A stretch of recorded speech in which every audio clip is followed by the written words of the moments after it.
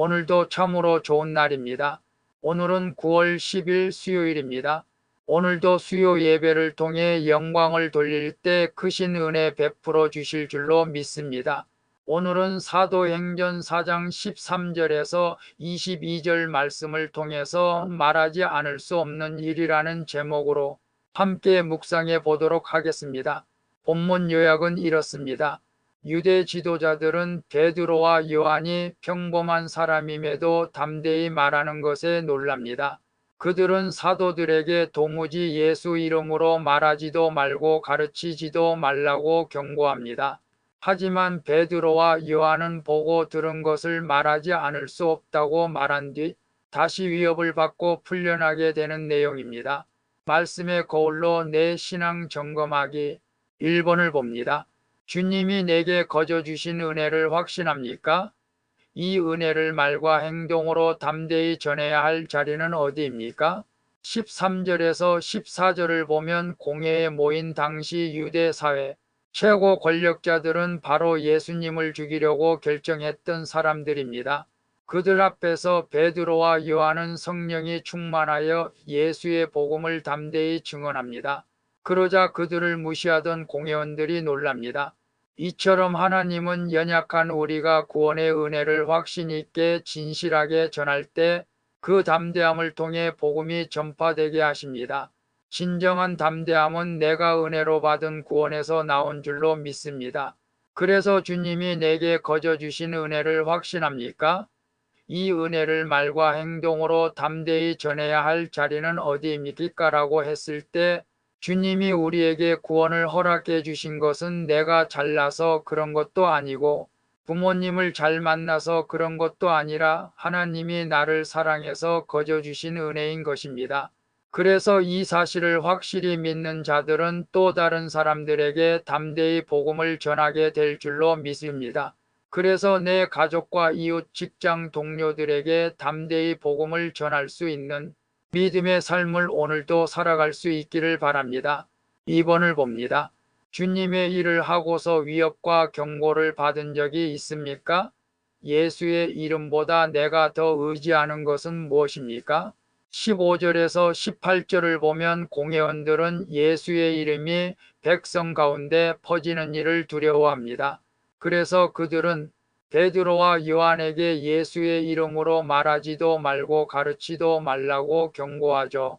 인간적인 관점에서 생각하면 주님의 일을 한 뒤에 이런 경고를 듣는 것은 억울한 일이죠. 하지만 세상은 예수님을 미워합니다. 따라서 주님의 일을 하면서 비난과 경고를 받는 것은 내가 예수님과 함께 있다는 증거인 줄로 믿습니다. 그래서 주님의 일을 하고서 이 위협과 경고를 받은 적이 있습니까? 예수 이름보다 내가 더 의지하는 것은 무엇입니까? 라고 했을 때 오늘 큐티 하시는 여러분들 가운데 주의 복음을 전하다가 또 교회 예배를 드리다가 위협과 경고를 받은 적이 있습니까? 저는 돌이켜 보니까 아직도 위협과 경고를 받은 적은 없는 것 같습니다. 꼭 한 가지 있다면 제가 직장 생활할 때에 신우회 활동을 했었습니다. 그때 예배 드리면서 회사 편을 든다고 해서 사실민주노총에게 탄압을 받은 적은 있습니다. 그러나 오늘 베드로하고 요한처럼 그런 경고는 아니었습니다. 그리고 예수님보다 우리가 더 의지한 것이 있다면 그게 우상이 되겠죠. 그것이 물질이든 명예든 우리가 예수님보다 더 의지하는 일은 없어야 할 줄로 믿습니다. 3번을 봅니다. 나는 구원을 최고로 여기니까 내가 보고 들은 구원은 무엇입니까? 이 구원을 반드시 알아야 할 사람은 누구입니까? 19절에서 22절을 보면 베드로와 요한은 더 이상 세상 지도자들의 위협과 경고를 두려워하지 않습니다. 오히려 하나님 앞에서 너의 말을 듣는 것이 하나님의 말씀을 듣는 것보다 옳은가 판단하라고 도전하죠. 그리고 우리는 보고 들은 것을 말할 수 없다고 단언합니다. 이것은 자신들이 경험한 구원을 가족과 이웃 더 나아가 모두가 받아야 한다는 간절한 표현인 것입니다. 이처럼 내 생각이 아닌 하나님의 부르신 구원에 근거한 확신이야말로 상대방을 설득하는 비결인 줄로 믿습니다. 그래서 나는 구원을 최고로 여깁니까? 내가 보고 들은 구원은 무엇입니까? 이 구원을 반드시 알아야 할 사람은 누구입니까? 라고 했을 때 오늘 우리가 세상의 그 무엇보다도 구원을 최고로 여기는 줄로 믿습니다. 그래서 우리가 누구에게 복음을 들었든지 부모님 때문에 교회를 나가서 구원을 받았든지 우리는 이 구원을 가장 귀하게 여겨야 할 줄로 믿습니다. 그래서 나에게 복음을 전해준 사람에게도 감사해야 하지만 이 복음을 가장 가까이 있는 가족과 이웃, 그리고 친구, 직장 동료들에게 전하는 사명을 잘 감당하기를 축복합니다. 기도하겠습니다. 주님, 저를 구원하신 주님의 은혜를 확신하여 담대히 복음을 전할 수 있게 해주시옵소서.